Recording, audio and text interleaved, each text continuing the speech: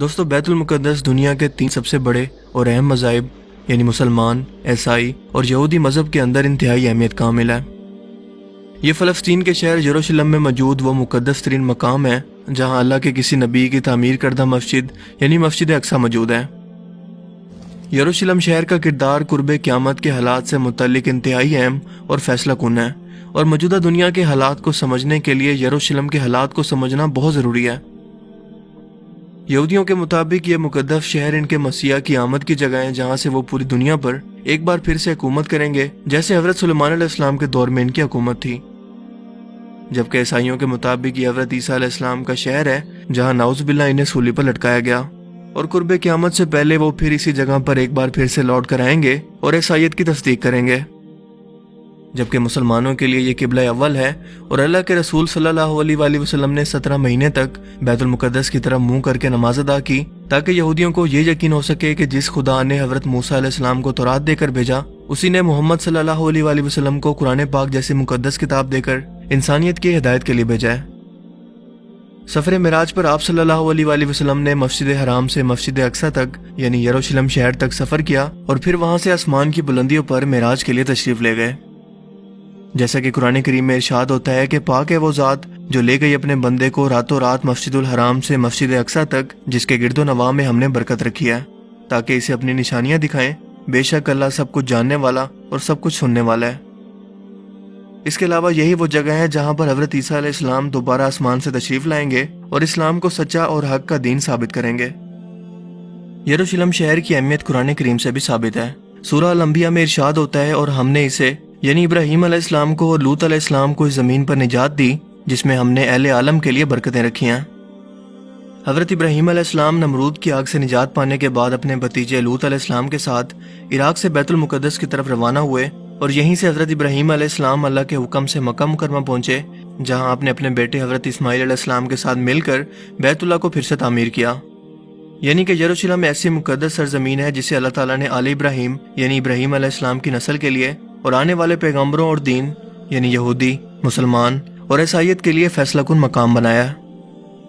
کیونکہ ظاہر ہے کہ ان تینوں مذاہب میں سے سچا تو کوئی ایک ہی ہو سکتا ہے، اور یہی کردار قرب قیامت سے پہلے یروشلم کو ادا کرنا ہے۔ یعنی یہ شہر قرب قیامت سے پہلے صرف ایک دین کو سچ اور حق ثابت کرے گا، اور اسی لیے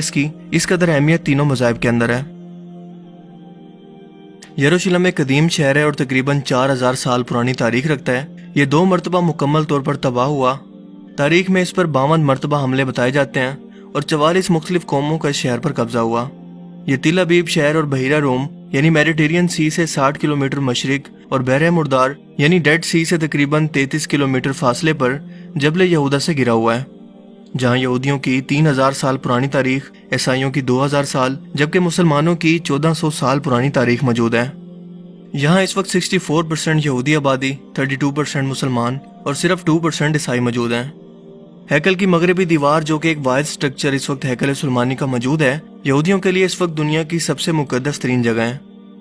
اس شہر کے بارے میں اللہ پاک قرآن کریم میں ارشاد فرماتے ہیں کہ جس بستی کو ہم نے ہلاک کر دیا تھا اس پر حرام ہے کہ وہ وہاں جائیں،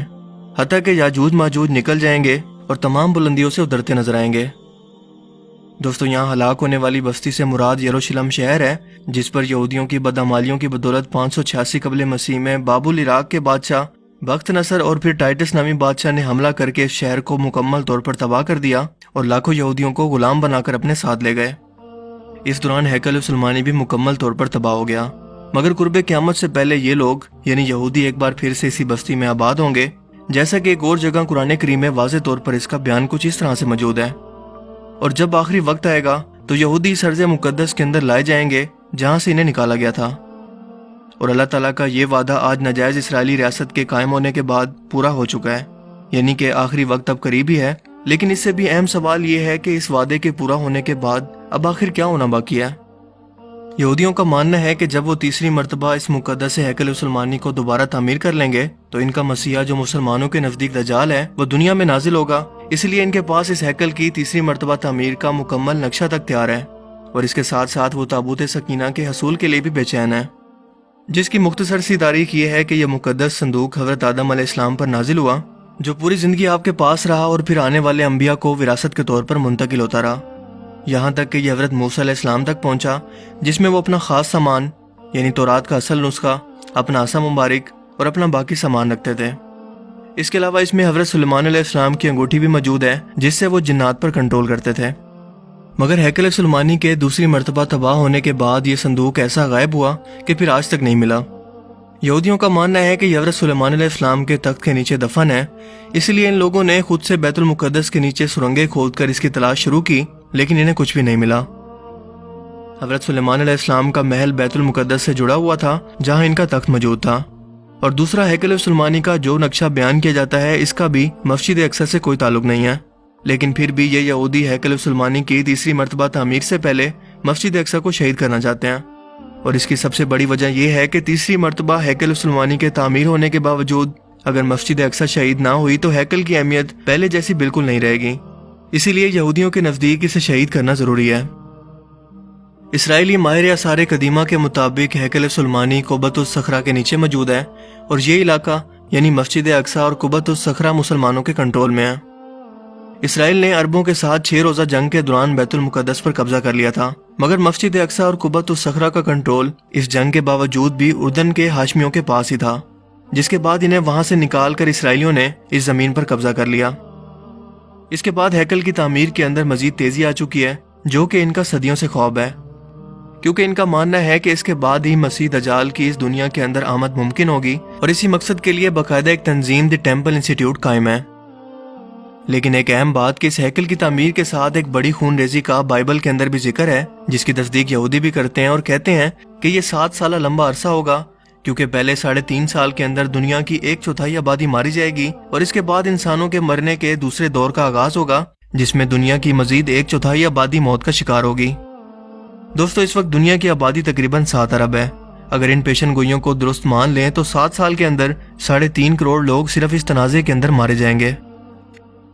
ان کے مطابق پہلے مرحلے کے اندر خون ریزی مشرق وسطی سے لے کر مشرق وسطی ایشیا اور شمالی افریقہ، جبکہ دوسرے مرحلے کے اندر عراق کے دریائے فرات سے لے کر یروشلم کے علاقوں تک پھیل جائے گی۔ دوستو، کچھ ہی عرصے پہلے تک اسرائیل ایک شدید سیاسی بحران کا شکار تھا، لیکن اس کے وزیر اعظم بنجامن نیتن یاہو اور اپوزیشن کے درمیان ایک پولیٹیکل ڈیل کے بعد یہ بحران آخرکار ختم ہو گیا، اور اب دونوں پارٹیز یعنی اپوزیشن اور گورنمنٹ ایک ہی پیج پر ہیں، جو کہ مسلم دنیا کے لیے ایک بڑے خطرے اور وارننگ سے کم نہیں ہے،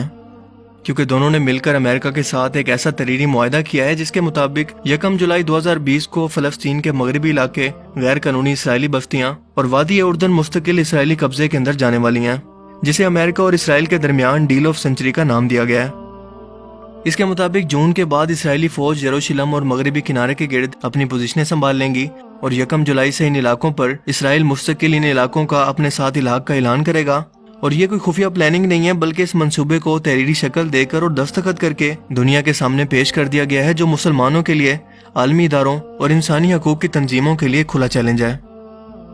آپ کو بتاتا چلوں کہ فلسطین کا یہ مغربی کنارہ یا ویسٹ بینک وہ علاقہ ہے جو 3 طرف سے اسرائیل اور مشرق میں اردن سے گرا ہوا ایک سرسبز و شاداب علاقہ ہے، جس کے شمال مغرب کے اندر بحر مردار یعنی کہ ڈیڈ سی موجود ہے،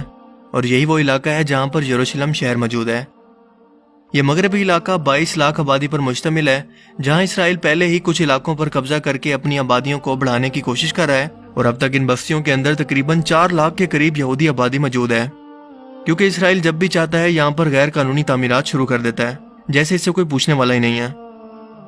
لیکن دنیا کے 57 اسلامی ممالک نے نہ تو اس کی مخالفت کی اور نہ ہی کوئی مذمتی بیان، سفارت خانے سے تو دور سوشل میڈیا اکاؤنٹ سے بھی نہ دیے۔ اس صدی کے سب سے بڑے منصوبے کے نام سے ہی آپ یہودیوں کے نظائم کا اندازہ لگا سکتے ہیں کہ یہ منصوبہ ان کے لیے کس قدر اہم ہے، جو کہ 180 صفحات پر مشتمل ہے، اور اسرائیل کو ان مغربی علاقوں کے ساتھ فلسطین کے 50% حصے پر مکمل اختیار اور کنٹرول دے رہا ہے، جبکہ فلسطین پر یہ پابندیاں مزید سخت کر رہا ہے، جو کہ ہماری آنکھوں کو کھولنے کے لیے کافی ہے۔ جس کے بعد مسجد اقصی اور قبۃ الصخرہ کو شہید کر کے تھرڈ ٹیمپل کی تعمیر کو ایک قانونی حیثیت مل جائے گی، کیونکہ یہ مکمل طور پر قانون کے تحت اسرائیلی قبضے کے اندر چلا جائے گا، اور فلسطینی عوام اس کے خلاف احتجاج بھی نہیں کر سکے گی۔ اس منصوبے کے تحت یہاں پر 30 بستیاں، 8 غیر قانونی پورٹس اور کئی قصبے تعمیر کیے جائیں گے، جبکہ عالمی برادری کا اگر کوئی سخت رد عمل آیا بھی تو اس معاہدے کے مطابق امریکہ اسے کنٹرول کرے گا، اور ہوا میں گھومتے ہوئے ہیلی کاپٹر ہر لمحہ مجاہدین کی معلومات اور ان کی نقل و حرکت کو نوٹ کر رہے ہیں، تاکہ وقت آنے پر یہ شدید رد عمل اور اچانک حملہ کر سکیں۔ लेकिन मुसलमान हुक्मरानों ने तो जैसे चुप का रोजा रख रखा है, सिवाय तुर्की के किसी को भी इस पर मुजम्मती बयान तक देने और सख्त मौकफ अपनाने की जरूरत नहीं हुई। जबकि इस वक्त इस गैर कानूनी और गैर इंसानी आबादकारी को रोकने के लिए पूरी दुनिया के सामने इसे उजागर करना इंतहाई जरूरी है, ताकि पूरी उम्मत मुस्लिमा इकट्ठे होकर इस पर वाजे और सख्त मौकफ को अपना सके। इसराइल को सिफारती और तिजारती बाइकआउट की धमकी देकर फलस्तीनियों की हर मुमकिन मदद की जाए, वरना फलस्तीन पर होने वाले जुल्म के अंदर और कत्ल में हम मुसलमान भी शामिल होंगे। लिहाजा अब यह सूरत हाल वाज़े हो चुकी है कि इस शहर यरूशलेम का किरदार न्यू वर्ल्ड ऑर्डर और कुर्बे क़यामत से मुतल्लिक यहूदियों के लिए इस कदर अहम क्यों है, और ये क्यों नबियों की सरजमीन शहर के लिए और मस्जिद अक्सा को शहीद करके तीसरी मरतबा हैकल सुलेमानी की तामीर के लिए इस कदर बेचैन क्यों है। क्योंकि इनके मुताबिक ये वो जगह है जहाँ पर दजाल अपना तख्त लगाएगा। यरूशलेम आधा ही पहले छीना जा चुका है, और अगर मगरबी किनारे से भी ये इसराइल का हिस्सा बन गया तो ना सिर्फ इसराइली रूहानी तौर पर मजीद ताकतवर हो जाएंगे, बल्कि इनके हौसले भी न्यू वर्ल्ड ऑर्डर के लिए और मजबूत हो जाएंगे, और हम लोग हमेशा की तरह सिर्फ मुजम्मती बयान देते रह जाएंगे। जैसा कि माजी के अंदर होता आ रहा है कि इस्लामी ममालिक से इस मसले की तवज्जो हटाने के लिए इसराइल हर बार इन इस्लामी ममालिक के अंदर इंतशार फैलाकर इन्हें अपने ही मसलों के अंदर उलझाने की कोशिश करता है, ताकि इनकी बैतुल मुकद्दस के मामले पर कभी तवज्जो जा ही न सके। और अब की बार भी यकीनन ऐसा ही होगा। लिहाजा हमें अपनी आंखें खुली रखने की जरूरत है, क्योंकि ये अरबों का नहीं बल्कि पूरी उम्मत मुस्लिमा का मामला है। क्योंकि बैतुल मुकद्दस अरबों का नहीं बल्कि मुसलमानों का है। यही वो जगह है जहाँ पर अल्लाह के रसूल सल्लल्लाहु अलैहि वसल्लम ने अंबिया की इमामत फरमाई और मेराज पर तशरीफ ले गए। इसी जगह पर हज़रत ईसा अलैहिस्सलाम को आसमान पर उठाया गया, और अल्लाह के रसूल सल्लल्लाहु अलैहि वसल्लम ने अपनी वफात से कबल बैतुल मुकद्दस की आज़ादी के लिए एक बड़ा लश्कर खुद से तैयार करके भेजा, क्योंकि इस सरजमीन को हक व बातिल का आखिरी मार्का तैयार करना है।